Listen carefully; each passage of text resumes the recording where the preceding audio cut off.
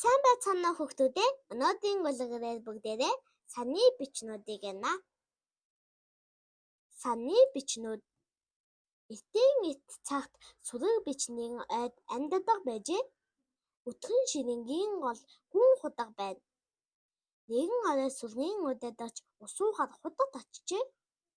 Тэгээд усны мандал тулсан саны дүүсийг хараад "Яна сар худад унчиж тэнгид сар үгүй болжээ.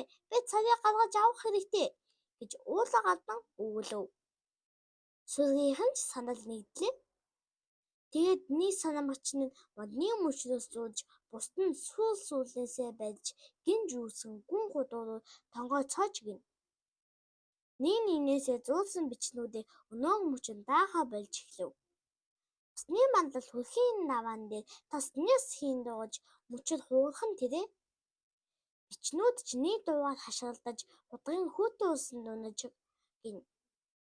Ус цул хийн дуугаж бичнүүд худгаас үсгэн харайн авиж гацаав. Ус дэлгоонлон хөдөлж саны тусал үзэгдэхгүй болов.